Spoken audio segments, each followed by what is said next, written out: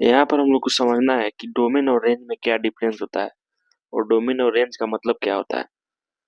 तो आज हम लोग इसी टॉपिक पे बात करेंगे। सबसे पहले देख लेते हैं कि यहाँ पे साइन एक्स एक फंक्शन है। तो साइन एक्स का जो एक्स में हम लोग जो वैल्यू साइन में जो पुट करेंगे उसको हम लोग डोमेन बोलेंगे। यानी साइन एक प्रकार का मशीन, इसमें जो भी वैल्यू हम लोग डालेंगे वो उसका डोमेन होगा और इसमें वैल्यू डालने के बाद जो आउटपुट निकलेगा वो उसका रेंज होगा।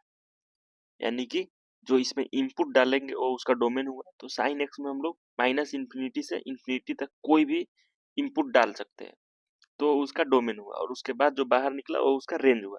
उसी प्रकार यहाँ कॉटेक्स है। तो कॉटेक्स में जो डोमेन होगा वो आर माइनस एन पाई होगा।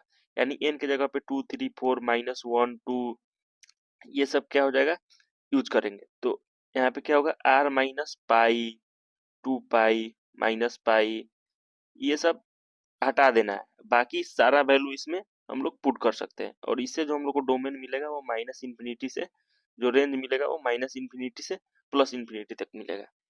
उसी प्रकार यहाँ पे लॉग लॉग ए एक्स है।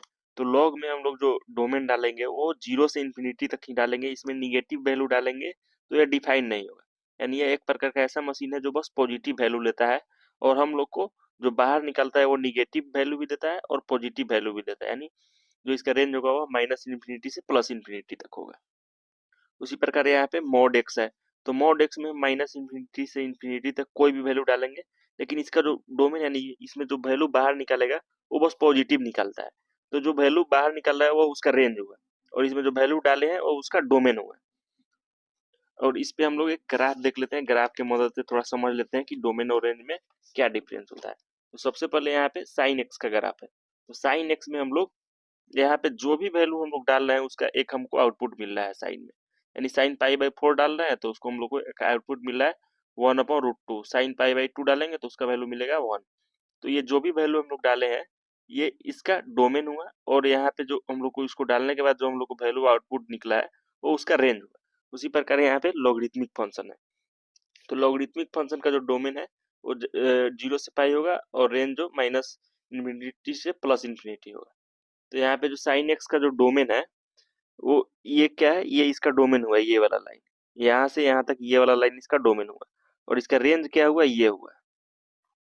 यानी कि इसमें हम लोग वैल्यू जो है बस पॉजिटिव डाल रहे हैं, लेकिन इसका जो आउटपुट आ रहा है वो पॉजिटिव में भी आ रहा है निगेटिव में भी आ रहा है। तो इसका जो डोमेन हुआ वो 0 से इन्फिनिटी हुआ और रेंज जो हुआ वो माइनस इन्फिनिटी से प्लस इन्फिनिटी हुआ।